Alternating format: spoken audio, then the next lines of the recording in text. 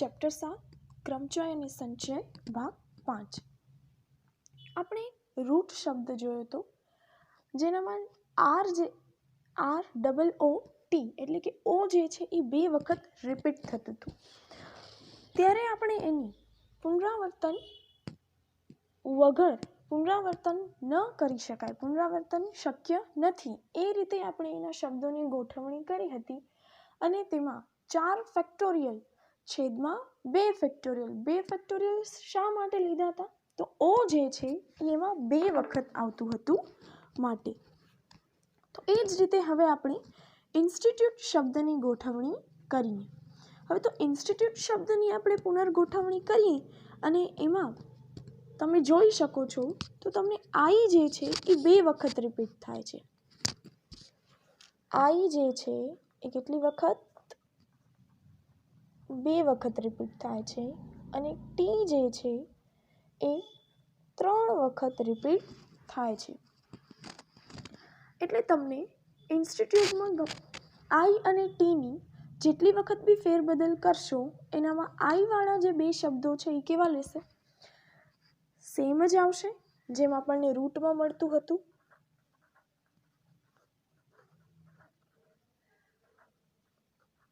આ બંને સ્પેલિંગ કેવા છે? સેમ છે. તો એ જ પ્રોસેસ ઇન્સ્ટિટ્યૂટમાં પણ મળશે. તો આપણે આજે ક્રમચયની સંખ્યા જે છે, ક્રમચયની જે સંખ્યા છે કેવી રીતે મળશે તો જોઈએ. તો સૌથી પહેલાં તો કુલ કેટલા શબ્દો છે?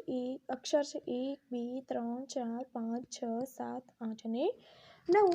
તો આપણને કેટલી મળશે? 9 ફેક્ટોરિયલ થશે. હવે એમાં આઈ કેટલી વાર રિપીટ થાય છે? ક્રમચયોની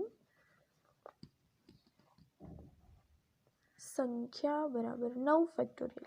આઈ થાય છે 2 વખત રિપીટ અને ટી થાય છે 3 વખત રિપીટ. તો આ પ્રમાણે આપણે એની ક્રમચયની સંખ્યા મળી. હવે આના ઉપરથી તમને એક વ્યાપક સ્વરૂપમાં પ્રમેય મળે છે કે જો આપેલી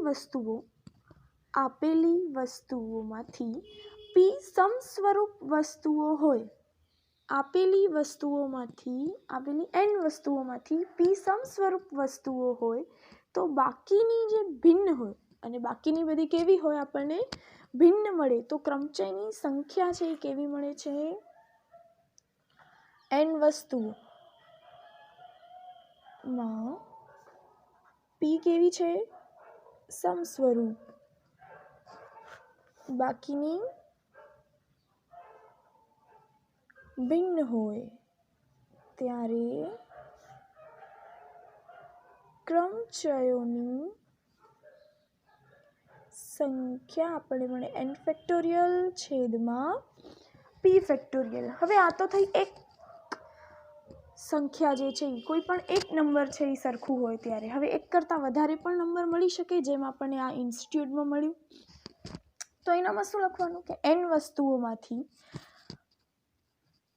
P1 પ્રકારની સમસ્વરૂપ વસ્તુઓ, P2 પ્રકારની સમસ્વરૂપ વસ્તુઓ, એ જ રીતે તમને PK પ્રકારની સમસ્વરૂપ વસ્તુઓ મળતી હોય તો અને બાકી બધી કેવી છે? ભિન્ન હોય છે. તો ત્યારે ક્રમચયની સંખ્યા એટલે કે પહેલા તો n વસ્તુઓમાંથી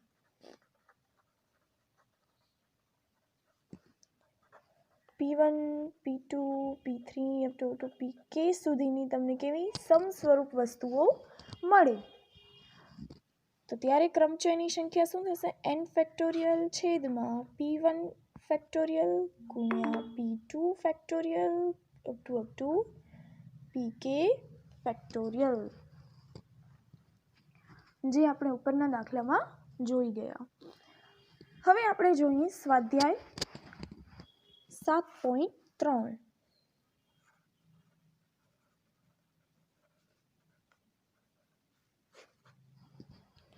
એમાં જ તમને જે પહેલો દાખલો આપ્યો છે એવું કહ્યું છે કે 1 થી 9 અંકોનો ઉપયોગ કરી 1 થી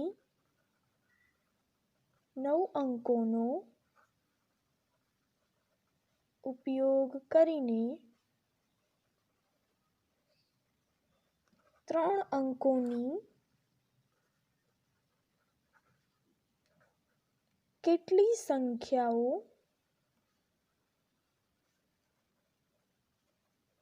બનાવી શકાય. તો હવે આપણે ક્રમચયના સૂત્રનો ઉપયોગ કરીએ, એટલે કે તમને ખબર છે NPR બરાબર. 3 અંકોની આપણી પાસે કુલ અંકો કેટલા છે, એટલે કે n બરાબર 9 અને r બરાબર 3. તો NPR એટલે આપણને શું મળશે 9p3 બરાબર. 3 અંકોની જે સંખ્યા છે એ કેના બરાબર મળશે 9p3 પરથી, એટલે 9 ફેક્ટોરિયલ છેદમાં 9 - 3 ફેક્ટોરિયલ. હવે તમે આની ગણતરી તો કરી શકો છો. 9 × 8 × 7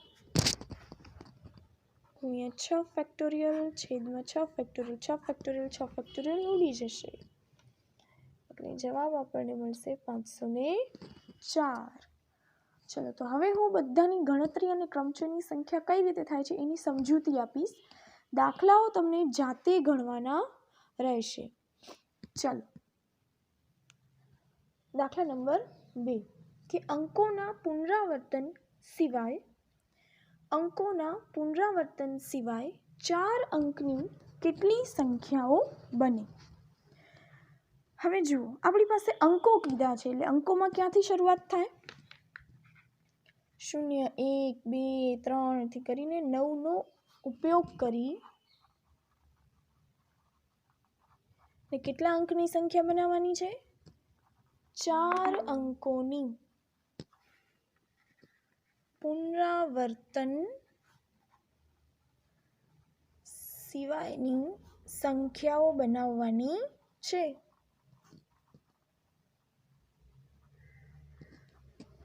ચલો, હવે આપણે આજે 4 અંકોની પસંદગી કરીશું.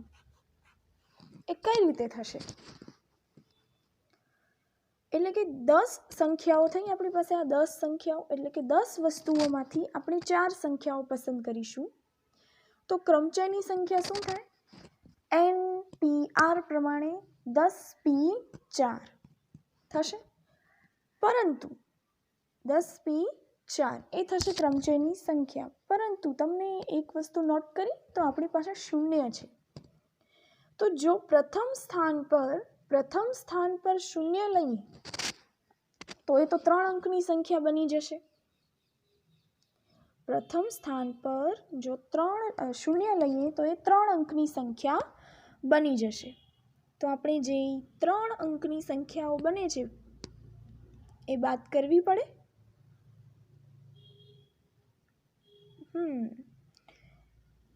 એટલે 0 છે એ બાકીના 3 સ્થાનો ઉપર લઈ શકાશે. 0 જે છે એ બાકીના 3 સ્થાનો ઉપર લઈ શકાશે. જ્યારે પહેલા સ્થાન ઉપર આપણે 0ની પસંદગી કરી શકીશું નહીં. તો આપણે 1 થી 9ની પસંદગી કરીશું. અને એ 1 થી 9ની પસંદગી આપણે કેટલા સ્થાન ઉપર કરી શકીએ? 3 સ્થાન ઉપર કરી શકીએ. 1, 2, 3, 1, 2, 3, કેમ કે વચ્ચે ક્યાંક 0 પણ હોઈ શકે છે. તો આપણી જે કુલ સંખ્યામાંથી પહેલા સ્થાન ઉપર જે મળતું હોય એ સંખ્યાને આપણે બાદ કરી શકીએ. તો ક્રમચયની સંખ્યા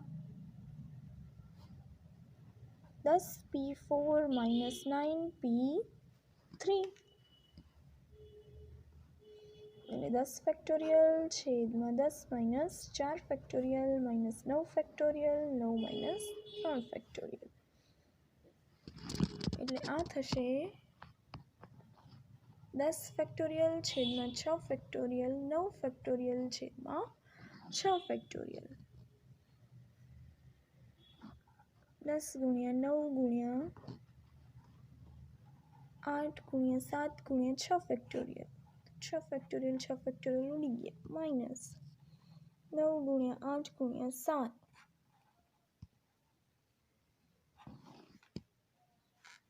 હવે આ જ બધાનો ગુણાકાર કરી અને તમે આ રીતે બી બાદબાકી કરી શકો છો, અથવા તો 9, 8, 7 સામાન્ય લઈને પણ બાદબાકી કરી શકાય છે. એટલે કે સામાન્ય લઈ લો એટલે કે 10 - 1 એટલે એને ગુણ્યા 9 અને 9 × 9 × 8 × 7 એ કરીને તમે જવાબ શોધી શકો છો. પહેલી વસ્તુ, તમને આ ક્રમચયની સંખ્યાની ગણતરીમાં ખબર પડી કે આપણે 9p3 શા માટે માઇનસ કર્યા? પ્રથમ સ્થાન પર 0 આવે એવી આપણને કેટલી સંખ્યાઓ મળે? પ્રથમ સ્થાન પર 0 આવે એવી આપણને 9p3 જેટલી સંખ્યાઓ મળે. બરાબર છે?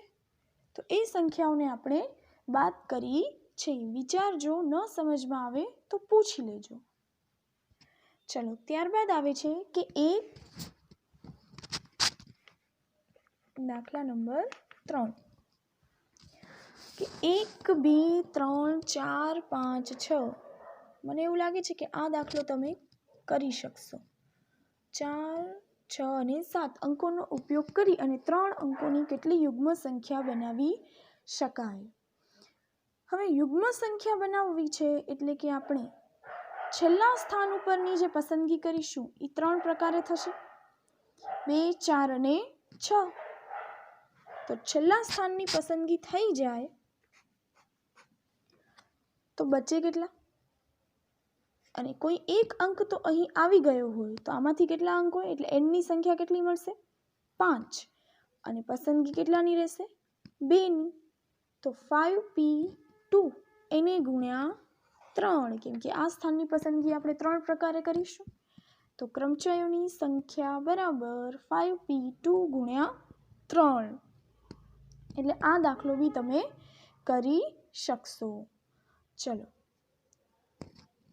ત્યારબાદ તમને દાખલો આપે છે કે 1 2 3 4 5 અંકોનો ઉપયોગ કરી 4 અંકની કેટલી સંખ્યા બને અને આમાંથી કેટલી સંખ્યાઓ યુગ્મ સંખ્યા હોય? પુનરાવર્તન કરવાનું નથી, તો આ પણ તમે હોમવર્કમાં કરી શકો એમ છો. ત્યારબાદ આવે છે કે 8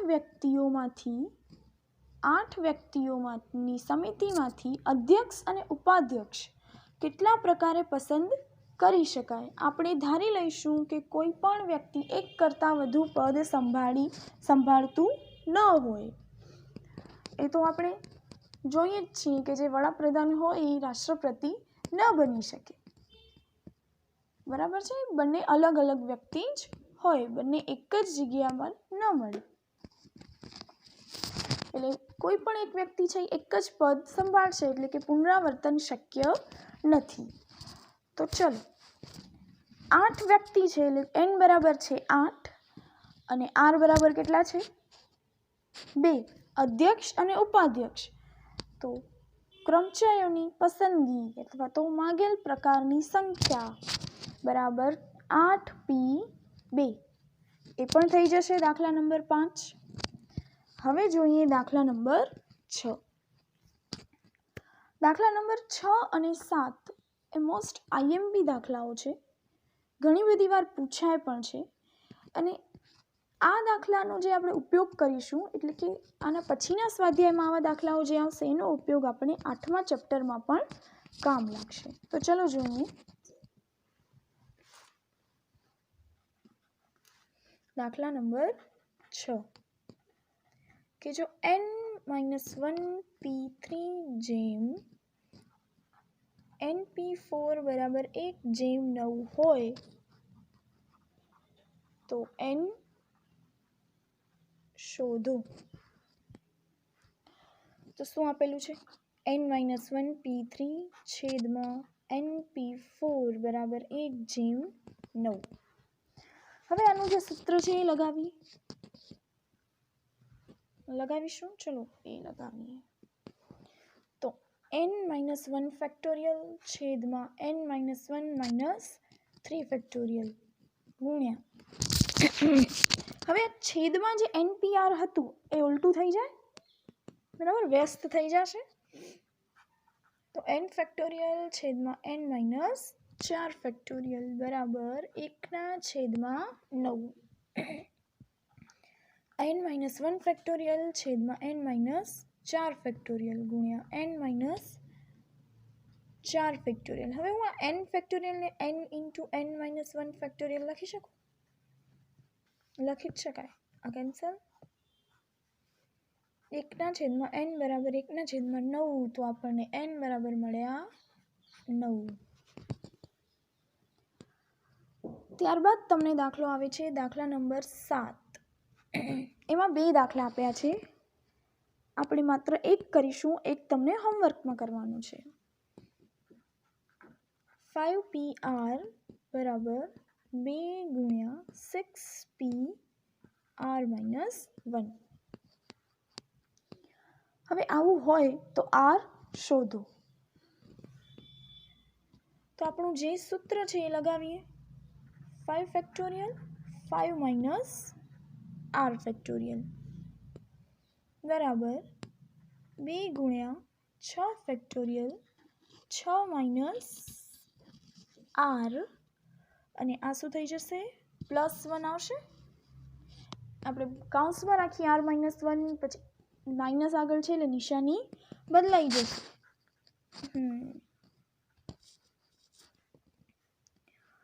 ચલો હવે આ શું થશે? As it is. પણ 6 ને આપણે 6 ગુણ્યા 5 ફેક્ટોરિયલના સ્વરૂપમાં લખી શકીશું, અને અહીં આપણને મળે છે 7 - R ફેક્ટોરિયલ.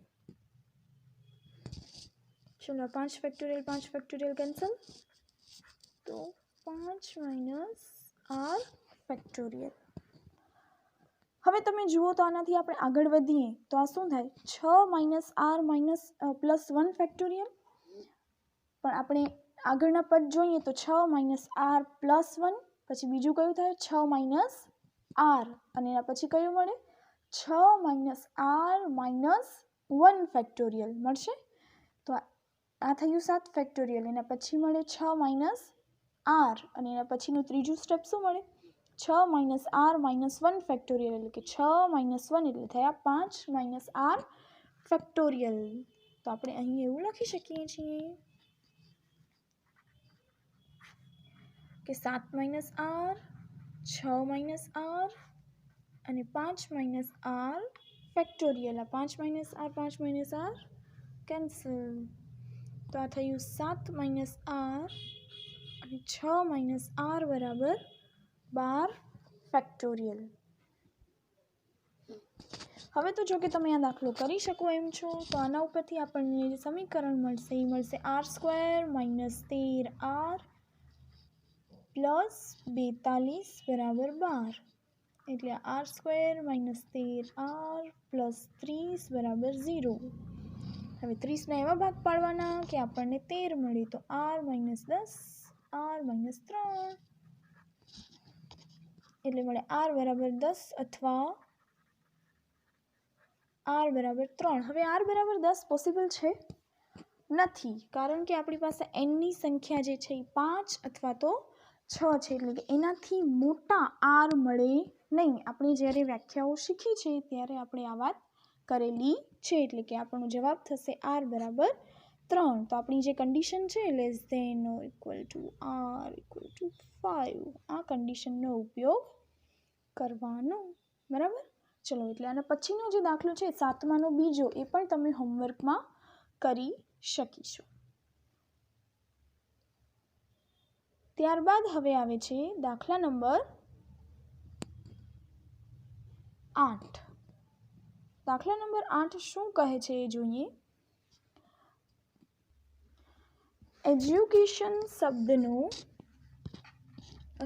ઇક્વેશન શબ્દનો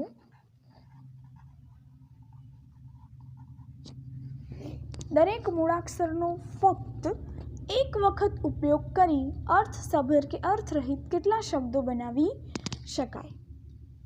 હવે આપણે દરેક શબ્દનો ઉપયોગ કરવાનો છે. n બરાબર કેટલા છે? 8. પસંદગી પણ કેટલાની કરવાની છે? 8ની. તો આપણે 8p8 npn બરાબર n ફેક્ટોરિયલ. આપણે આ સૂત્ર ભણી ગયા છીએ. npn બરાબર n ફેક્ટોરિયલ, એટલે 8 ફેક્ટોરિયલ એનો જવાબ મળશે. બાકીની ગણતરી તમે કરી શકો એમ છો. આ કયો દાખલો થયો? 8મો. એ પણ તમને શેમાં? હોમવર્કમાં. આમ તો જનરલી બધું થઈ ગયું. હવે આવે છે 9મો દાખલો કે મંડે શબ્દના મૂળાક્ષરનો ઉપયોગ કરી પુનરાવર્તન સિવાય અર્થસભર કે અર્થરહિત કેટલા શબ્દો નીચેના વિકલ્પ અનુસાર બનાવી શકાય. આપણે મંડે આપેલું છે, આ શબ્દનો ઉપયોગ કરી અને આપણે શબ્દ બનાવવાના છે, પણ આપણને જે કન્ડિશન આપેલી છે એ પહેલી એવું છે કે કોઈ પણ 4 મૂળાક્ષરો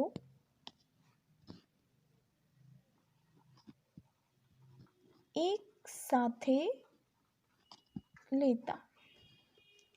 કોઈ પણ 4 મૂળાક્ષરો એક સાથે લેતા એટલે આપણે પસંદગી કેટલી કરવાની છે? 6 માંથી 4 ની પસંદગી કરવાની છે, એટલે આ શું થશે? 6p4. ગણતરી તમે કરી શકો એવા છો. બીજું, બધા જ મૂળાક્ષર.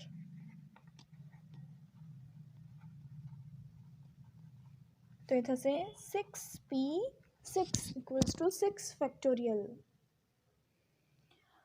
પછી એવું કીધું છે કે પ્રથમ મૂળાક્ષર સ્વર હોય, પ્રથમ મૂળાક્ષર સ્વર હોય તે રીતે બધા જ મૂળાક્ષર લેતા. એમાં ત્રીજું તમને કીધું છે કે પ્રથમ મૂળાક્ષર સ્વર હોય તે રીતે બધા જ મૂળાક્ષર લેતા. હવે તમે જોઈ શકો છો કે મંડે શબ્દમાં આ જે હું તમને સમજાવું છું ને એ જ તમારે લખવાનું રહેશે કે મંડે શબ્દમાં ઓ અને એ એમ 2 સ્વર આવેલા છે, તો તેની ગોઠવણી આપણે 2 પ્રકારે કરી શકીશું. બાકીના જે મૂળાક્ષરો છે એટલે હવે આપણે એ અને ઓ, હવે એ બંને એક સાથે તો નહીં જ લઈએ. જ્યારે એનો યુઝ કર્યો હશે ત્યારે ઓ બાકી હશે અને ઓનો ઉપયોગ કર્યો હશે ત્યારે એ બાકી હશે. એટલે કે બાકીના જે 5 સ્થાન છે એની પસંદગી આપણે 5p5 થી કરી શકીએ. તો મૂળાક્ષરોની સંખ્યા થશે 2 × 5 ફેક્ટોરિયલ, અથવા તમે આને 2 × 5p5 પણ લખી શકો છો અને ગણતરી કરી શકો છો. ત્યારબાદ તમને આવે છે 10મો દાખલો, જેમાં તમને એક સ્પેલિંગ આપ્યું છે MISSISSIPPI. હવે આ શબ્દમાં કેટલા ભિન્ન ક્રમચયોમાં 4 I સાથે ન આવે? 4 I સાથે ન આવે એટલે આપણે એવા શબ્દો બનાવવાના છે કે એમાં 4 I સાથે ન હોય. તો સૌથી પહેલાં આપણે કુલ કેટલા શબ્દો બને ને એ ગોતી લઈએ. તો જો આમાં I કેટલી વાર આવે છે? પહેલાં તો કુલ કેટલા છે એનમાં? 1 2 3 4 5 6 7 8 9 10 11. તો n બરાબર છે 11. હવે I જે છે એ કેટલી વાર રિપીટ થાય છે? 1 2 3 અને 4. પછી S જે છે કેટલી વાર રિપીટ થાય છે? 4 વખત.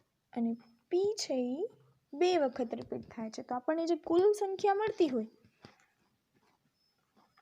કુલ સંખ્યા આપણને કેટલી મળશે? 11 ફેક્ટોરિયલ છેદમાં 4 ફેક્ટોરિયલ, 4 ફેક્ટોરિયલ અને 2 ફેક્ટોરિયલ.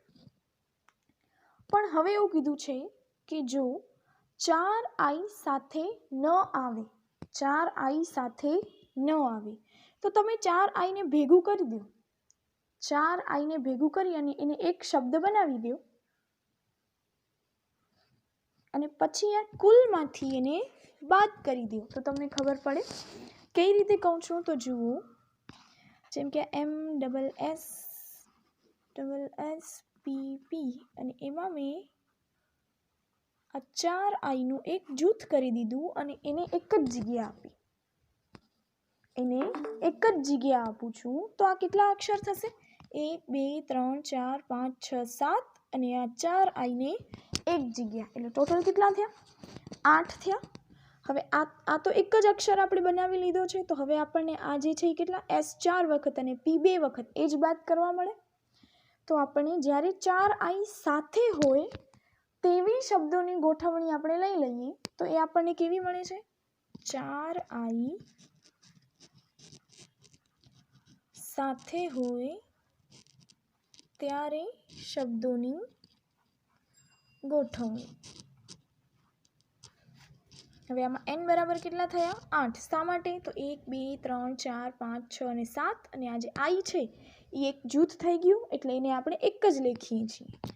તો 8 ફેક્ટોરિયલ છેદમાં 4 ફેક્ટોરિયલ અને 2 ફેક્ટોરિયલ. હવે આપણને કેવું જોઈએ છે? સાથે ન હોય તેવું. તો કુલમાંથી સાથે હોય એને બાદ કરી દઈએ તો તમને સાથે ન હોય એવા મળી જશે, આરામથી મળી જશે. તો આનામાંથી આનો જવાબ બાદ કરશો એટલે તમને જે પ્રશ્ન પૂછ્યો છે એ મળી જશે. કુલ ગોઠવણીના પ્રકારમાંથી 4i સાથે હોય તેવા ગોઠવણીના પ્રકાર બાદ કરીએ એટલે આપણને જવાબ મળી જાય. ચલો ત્યારબાદ તમને જે છેલ્લો 11મો દાખલો આપ્યો છે એ હોમવર્કમાં કરવાનો રહેશે. Thank you.